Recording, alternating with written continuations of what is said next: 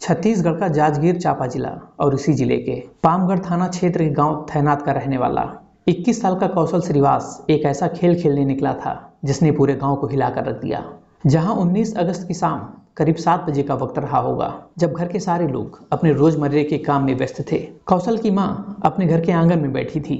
तभी कौशल जल्दी जल्दी अपने घर से बाहर निकलता है और जाते जाते उसने अपनी माँ का मोबाइल उठाया और अपनी माँ से कहा कि माँ, मैं थोड़ी देर में घूम कर आता हूँ। माँ ने भी कहा कि ठीक है बेटा, रात होने से पहले घर वापस आ जाना। उसके बाद कौशल अपनी बाइक पर बैठकर घर से निकल जाता है। अब धीरे धीरे शाम ढल रही थी और अंधेरा छाने लगा था, लेकिन कौशल अभी भी घर वापस नहीं लौटा था और उसके इंतजार में रात करीब 10 बज चुके थे, लेकिन कौशल अभी भी घर नहीं पहुंचा। अब घर के लोग बेचैन हो रहे थे।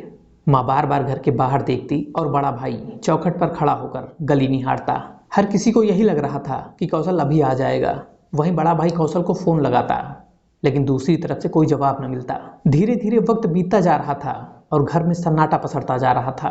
और फिर रात करीब 11 बजे बड़े भाई जागेश्वर श्रीवास के पास अचानक एक फोन आता है। तो फोन उठाते ही दूसरी तरफ से एक आवाज आई कि आपके छोटे भाई की मोटरसाइकिल, जूते और मोबाइल शिवनाथ नदी के पास पैसाल घाट पर पड़े हैं। ये सुनते ही भाई के पैरों तले जमीन खिसक गई। उसकी आवाज कांपने लगी।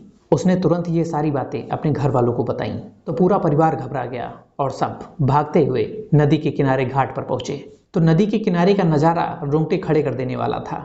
सच में कौशल की बाइक, जूते और मोबाइल वहीं पर पड़ा हुआ था, लेकिन कौशल का कहीं कोई नामो निशान नहीं था।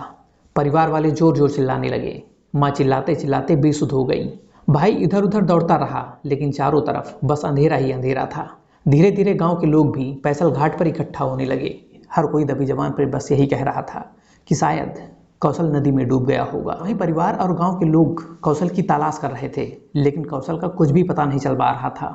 आखिरकार थक हार कर पिता तिलक राम निवास थाने पहुंचे और अपने छोटे बेटे कौशल की गुमशुदगी की रिपोर्ट दर्ज कराई। वहीं रिपोर्ट दर्ज कराने के बाद पुलिस हरकत में आ गई और बिलासपुर एसडीआरएस और गोताखोरों की टीमें मौके पर पहुंची और लगातार 4 दिनों तक सर्च ऑपरेशन चलता रहा, जहां हर सुबह गोताखोर पानी में उतरते और नदी की गहराइयों तक सर्च ऑपरेशन करते।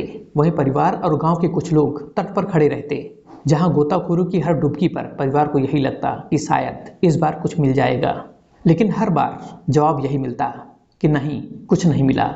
वहीं गांव में तरह तरह की बातें होने लगी। कोई कहता कि कौशल नदी में डूब गया होगा, तो कोई कहता कि शायद किसी ने कौशल को जान से मार दिया। सवाल बढ़ते जा रहे थे, लेकिन जवाब किसी के पास नहीं था। और इसी बीच परिवार ने साइबर सेल को भी जांच में लगाया, क्योंकि उन्हें लग रहा था कि कोई पुरानी रंजिश का मामला हो सकता है। और फिर पुलिस ने कौशल के सारे सोशल मीडिया अकाउंट खंगालना शुरू किए और हर मैसेज की बारीकी से एक्टिविटी को देखा जाने लगा। और तभी एक ऐसा सुराग मिला जिसने सभी को हैरान करके रख दिया। जहां कौशल के इंस्टाग्राम अकाउंट से एक दोस्त को एक मैसेज भेजा गया जिसमें लिखा था कि मैं ठीक हूँ।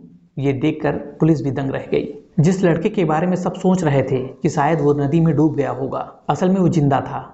इसके बाद 23 अगस्त को अचानक उसके भाई के पास एक अनजान नंबर से फोन आया। तो फोन पर कौशल था। उसने अपने भाई से कहा कि भैया, मैं ठीक हूँ और मैं जिंदा हूँ। और ये सुनते ही परिवार ने तुरंत पुलिस को इसकी जानकारी दी। तो पुलिस ने भी इसकी कॉल ट्रेस की, तो उसकी लोकेशन मिली बिलासपुर के तोरखा इलाके की। पुलिस ने तत्काल उसी लोकेशन पर दबिश दी और कौशल को सही सलामत बरामद कर लिया गया।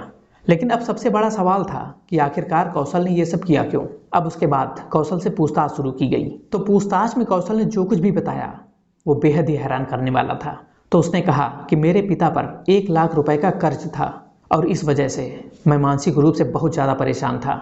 और इसी बीच मुझे पता चला कि मेरे नाम 24 लाख का इंश्योरेंस है और मैंने इसीलिए अपनी मौत का झूठा नाटक रचा, ताकि सभी लोगों को ये यकीन हो सके कि मेरी मौत हो चुकी है और बीमे की सारी रकम मेरे परिवार वालों को मिल सके। लेकिन पुलिस ने तत्परता दिखाते हुए मुझे जिंदा खोज लिया और मेरा पूरा प्लान फेल हो गया।